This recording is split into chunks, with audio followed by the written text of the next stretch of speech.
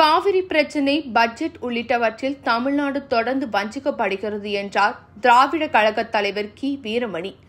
காவிரி நீர் உரிமை கோரி தஞ்சாவூர் பனங்கல் கட்டிடம் முன்பு திராவிடர் கழகம் சார்பில் நடைபெற்ற கண்டன ஆர்ப்பாட்டத்தில் பங்கேற்ற அவர், மத்திய தேசிய ஜனநாயக கூட்டணி அரசால் தமிழ்நாடு வஞ்சிக்கப்படுகிறது. டெல்டா பகுதிக்கு காவிரி உரிமையை மத்திய அரசு வஞ்சித்து வருவது தொடர்கதையாக உள்ளது. மத்திய அரசு தாக்கல் செய்த பட்ஜெட்டிலும் தமிழ்நாடு என்கிற பெயர், தமிழ் மக்களின் உரிமை, வெள்ள நிவாரணம் என எதுவும் இடம்பெறவில்லை. மாறாக குறிப்பிட்ட வட மாநிலங்களுக்கு மட்டுமே வெள்ள நிவாரண நிதியாக ரூபாய் 11,500 கோடி ஒதுக்கப்பட்டிருக்கிறது.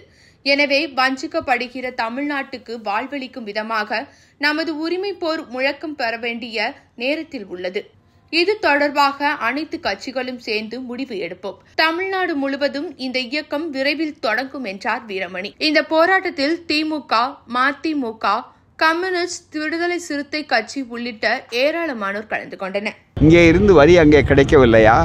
ஆகவே இதையெல்லாம் பார்க்கிற போது நிச்சயமாக நீர் உரிமையாக இருந்தாலும், நிதி பங்கீடு உரிமையாக இருந்தாலும், அதை பற்றி நம்முடைய உரிமைகள் சலுகைகள் அல்ல, பிச்சைகள் அல்ல, உரிமைகளை நிலைநாட்டக்கூடிய வகையில் ஒரு நிரந்தர தீர்வை உருவாக்க வேண்டும் என்பதை நம்முடைய முதல்வர் அவர்கள் அனைத்து கட்சிகளுடைய முடிவுகளுக்கு ஏற்ப தமிழ்நாட்டில் ஒரு பெரிய அளவிற்கு விழிப்புணர்ச்சியை உண்டாக்கி, அது போராட்ட களமாக இருந்தாலும் அல்லது செயல் திட்டமாக இருந்தாலும் அதை உருவாக்க வேண்டும் என்பதை அன்போடு தமிழக முதல்வர் அவர்களுக்கு